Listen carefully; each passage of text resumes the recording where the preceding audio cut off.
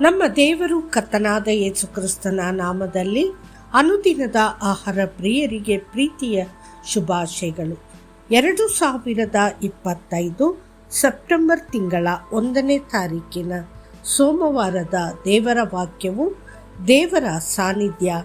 ನಿನ್ನ ಸನ್ನಿಧಿಯಿಂದ ನನ್ನನ್ನು ತಳ್ಳಿಬಿಡಬೇಡ, ನಿನ್ನ ಪವಿತ್ರಾತ್ಮನನ್ನು ನನ್ನಿಂದ ತೆಗೆದುಕೊಳ್ಳಬೇಡ.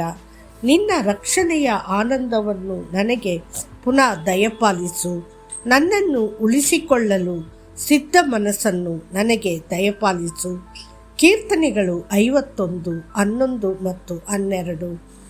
ನೀವು ನಿಜವಾಗಿಯೂ ದೇವರ ಸಾನ್ನಿಧ್ಯಕ್ಕಾಗಿ ಹಾತೊರೆಯುವಾಗ ಮತ್ತು ಆತನನ್ನು ಪ್ರಾರ್ಥಿಸುವಾಗ, ಕರ್ತನನ್ನು ಅಸಂತೋಷಗೊಳಿಸುವ ಪ್ರತಿಯೊಂದು ಪಾಪ, ಉಲ್ಲಂಘನೆ ಮತ್ತು ಸಂಬಂಧವನ್ನು ಸಹ ನೀವು ಸಂಪೂರ್ಣವಾಗಿ ತೆಗೆದುಹಾಕಬೇಕು. ಪಾಪವು ನಿಮ್ಮ ಜೀವನದಲ್ಲಿ ಪ್ರವೇಶಿಸಿದಾಗ ಅದು ನಿಮ್ಮ ಮತ್ತು ದೇವರ ನಡುವೆ ಅಂತರವನ್ನು ಸೃಷ್ಟಿಸುತ್ತದೆ. ಅದು ನಿಮ್ಮ ಆಧ್ಯಾತ್ಮಿಕ ನಡಿಗೆಯನ್ನು ನಿಧಾನಗೊಳಿಸುತ್ತದೆ ಮತ್ತು ನಿಮ್ಮ ಪ್ರಾರ್ಥನಾ ಜೀವನವನ್ನು ಮೋಡಗೊಳಿಸುತ್ತದೆ. ನಿಮ್ಮನ್ನು ವಿಮೋಚಿಸಲು ಕರ್ತನು ಅತ್ಯುನ್ನತ ಬೆಲೆಯನ್ನು ಪಾವತಿಸಿದ್ದಾನೆ. ಪಾಪದ ಮೂಲಕ ಆತನ ಮಹಾನ್ ಪ್ರೀತಿ ಮತ್ತು ತ್ಯಾಗವನ್ನು ನಿರ್ಲಕ್ಷಿಸಿ ಆತನನ್ನು ದುಃಖಿಸಬೇಡಿ.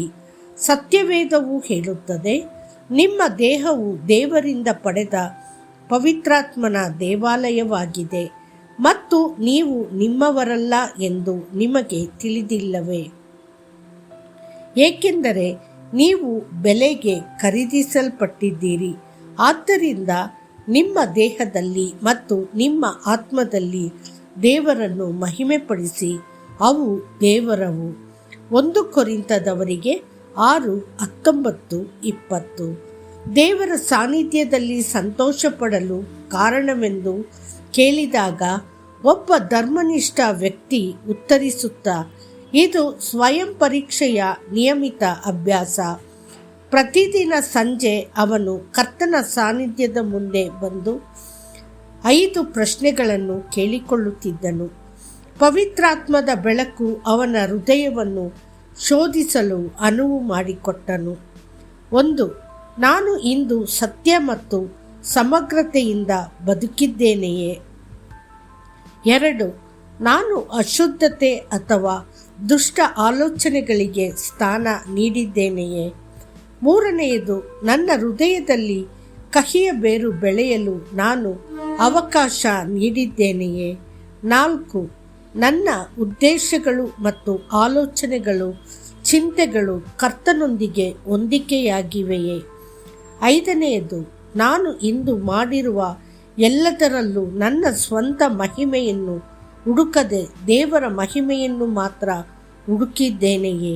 ದೇವರೇ, ನನ್ನನ್ನು ಶೋಧಿಸಿ ನನ್ನ ಹೃದಯವನ್ನು ತಿಳಿದುಕೋ. ನನ್ನನ್ನು ಪರೀಕ್ಷಿಸಿ ನನ್ನ ಚಿಂತೆಗಳನ್ನು ತಿಳಿದುಕೋ. ನನ್ನಲ್ಲಿ ದುಷ್ಟ ಮಾರ್ಗ ಉಂಟೋ ಎಂದು ನೋಡಿ ನಿತ್ಯ ಮಾರ್ಗದಲ್ಲಿ ನನ್ನನ್ನು ನಡೆಸು ಎಂದು ಅರಸನಾದ ದಾವೀದನು ಪ್ರತಿದಿನ ಪ್ರಾರ್ಥಿಸಿದನು. ಕೀರ್ತನೆಗಳು 139, 23, 24. ಪಾಪದ ಮೂಲಕ ದೇವರ ಸಾನ್ನಿಧ್ಯವನ್ನು ಕಳೆದುಕೊಳ್ಳುವುದಕ್ಕಿಂತ ಸಾಯುವುದು ಉತ್ತಮ ಎಂಬ ಬಲವಾದ ನಂಬಿಕೆಯನ್ನು ಆರಂಭಿಕ ಸಭೆಯ ವಿಶ್ವಾಸಿಗಳು ಹೊಂದಿದ್ದರು. ಅಪೊಸ್ತಲನಾದ ಪೌಲನು ರೋಮನ್ ಚಕ್ರವರ್ತಿಯ ಮುಂದೆ ನಿಂತಾಗ ಒಂದು ಸಣ್ಣ ಸುಳ್ಳನ್ನು ಹೇಳಿ ಕ್ರಿಸ್ತನನ್ನು ನಿರಾಕರಿಸುವ ಮೂಲಕ ಮರಣದಂಡನೆಯಿಂದ ತಪ್ಪಿಸಿಕೊಳ್ಳಬಹುದಿತ್ತು. ಆದರೆ ಬದಲಾಗಿ ಆತನಿಗೆ ಸಾಕ್ಷಿಯಾಗಿ ತನ್ನ ಪ್ರಾಣವನ್ನು ಅರ್ಪಿಸಲು ಅವನು ಆರಿಸಿಕೊಂಡನು. ದೇವರ ಮಕ್ಕಳೇ, ನೀವು ಸಹ ಕರ್ತನಿಗೆ ಸಾಕ್ಷಿಯಾಗಿ ದೃಢವಾಗಿ ನಿಲ್ಲುವಿರಾ?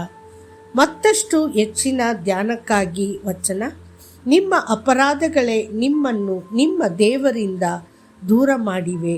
ನಿಮ್ಮ ಪಾಪಗಳೇ ಆತನ ಮುಖವನ್ನು ನಿಮ್ಮಿಂದ ಮರೆಮಾಡಿವೆ.